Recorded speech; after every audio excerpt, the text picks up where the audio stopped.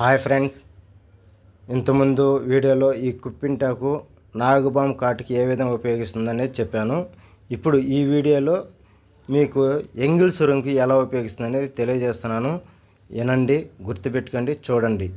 ఇది చూసే ముందుగా నా వీడియోస్ని లైక్ చేయండి, షేర్ చేయండి, సబ్స్క్రైబ్ చేసుకోండి. మీరు ఒక లైక్ చేసినందువల్ల నా వీడియో అందరికీ షేర్ అవుతుంది, అందరికీ తెలియజేసినట్టు అవుతుంది. ప్లీజ్ షేర్ చేయండి, సబ్స్క్రైబ్ చేసుకోండి ప్లీజ్. ఇప్పుడు ఎంగిల్ సురంకి ఇది ఎలా ఉపయోగిస్తుందో తెలియజేస్తానో చూడండి.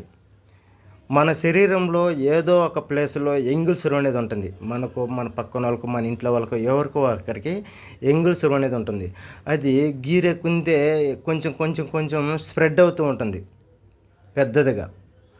ఆ ఎంగిల్ సురానికి ఈ యాక్ని ఏ విధంగా వాడాలంటే, ఒక 1 వీక్ రోజు కొంచెం పిడుగుడు ఈ కుప్పింటాకు ఒలుచుకొని ఒక చిటికుడు పసుపు తీసుకొని ఈ రెండింటిని కలిపి మెత్తగా దంచేసి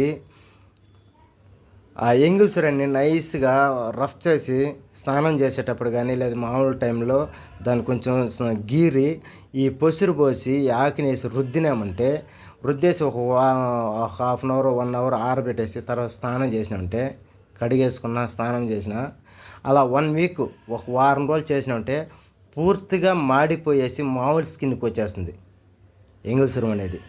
మీకు ఎవరికున్నా, మీ పక్కన వాళ్ళకున్నా, మీ ఇంట్లో వాళ్ళకున్నా దీన్ని వాడండి. 100కి 1000% తగ్గుతుంది. ఎందుకు తెలియజేస్తున్నా అంటే, మీకు నేను ఎలా చెప్తున్నానంటే, మేము విలేజ్ వాళ్ళము, నాటు వైదికులము, మా ఫాదర్ నాటు వైదికుడు, మేము చేస్తుంటాము, అందుకని తెలియజేస్తున్నాను. నెక్స్ట్ వీడియోలో మీకు తెలియజేస్తాను. పొన్ను పుచ్చిపోయేసి నొప్పి పుడుతుంటుంది. ఆ పొన్ను పుచ్చిపోయి నొప్పి పుడుతున్న వాళ్ళు ఏం చేయాలి, పొన్నులో కొందరికి హోలు పడిపోయేసి పురుగులు పట్టుంటాయి, అవి మళ్ళీ జీవితంలో నొప్పి రాకుండా పురుగు పట్టుకుంటూ ఉండడానికి ఏం చేయాలి అనేది నేను నెక్స్ట్ వీడియోలో చెప్తాను. అప్పటి వరకు వెయిట్ చేయండి.